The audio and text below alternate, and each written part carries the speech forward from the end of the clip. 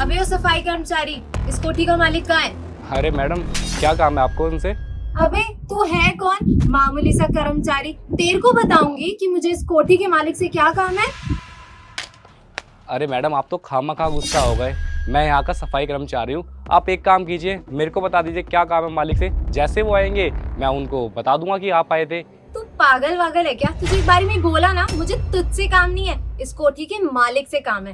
और इसको देखियो जरा, कुर्ता पजामा पहना हुआ है तो अपने आप को नवाब समझ रहा है और लगा रहा है झाड़ू और चौधरियों वाली बातें कर रहा है। मुझे तुझसे काम नहीं है, इस कोठी के मालिक से काम है। बुला चल। अरे मैडम, अरे वो गवार, तू सुनना चाहता है ना कि इसको क्या काम है? जिसकी एक कोठी है ना, उससे इसकी शादी होने वाली है।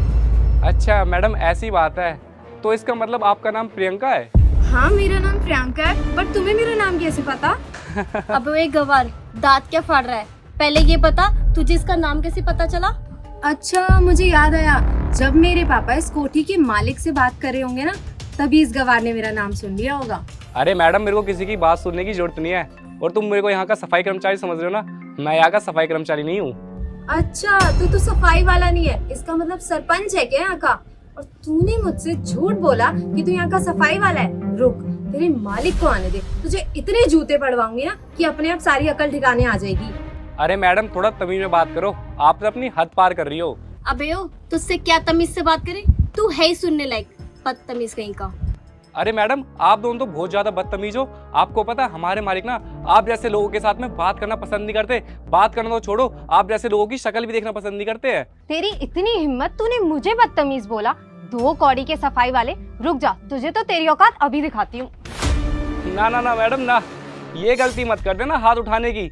तेरी इतनी हिम्मत, तूने मुझे छुआ? रुक, अभी पुलिस को कॉल करती हूँ। दो चार डंडे पड़ेंगे ना, तब तेरी अकल ठिकाने आएगी और तुझे तेरी औकात पता लगेगी। फोन दे मेरा। छोड़ ना प्रियंका, तू क्यों इस गवार के मुंह लग रही है?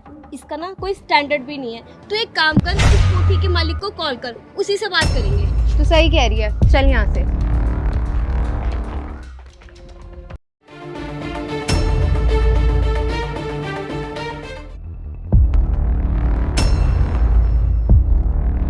हेलो। हाँ, अरे तुम कहाँ पर हो? मैं तुम्हारी कोठी पे ही खड़ी हूँ। मैं तो वहीं कोठी पर खड़ा हूँ। कोठी पर ही हो, पर मुझे तो कहीं पर भी नहीं दिख रहे। मैं तुम्हारे पीछे हूँ, पीछे देखो। पीछे?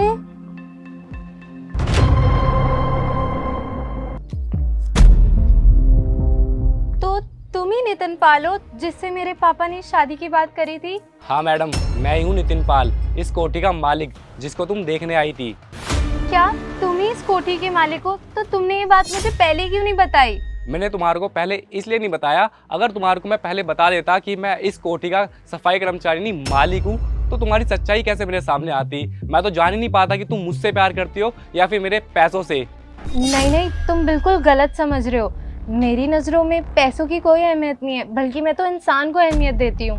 क्या अहमियत की बात तुम कर रही हो? अरे तुम्हारी जैसी लड़की को तो बात करने की तमीज नहीं है, तुम अहमियत की बात कर रही हो। एक बात तो तय है, तुम्हारी जैसी लड़की से मैं शादी नहीं कर सकता, क्योंकि जिस लड़की को बात करने की तमीज नहीं है वो घर कैसे चलाएगी। एक अच्छी लड़की वही होती है जो छोटों से और बड़ों से सबसे तमीज से बात करे। एक चीज तो मैं समझ गया, तुमको मुझसे नहीं मेरे पैसों से प्यार है, क्योंकि जैसे तुम्हारे को पता चला मैं सफाई कर्मचारी नहीं, मैं इस कोठी का मालिक हूँ, तुम देखो मेरे साथ में कितने तमीज से बात करने लगे, तू से सीधा आप पर आ गए। नहीं नहीं, मैं नहीं रह सकता तुम्हारी जैसी लड़की के साथ में, और ना कोई मैं तुम्हारे साथ शादी कर सकता।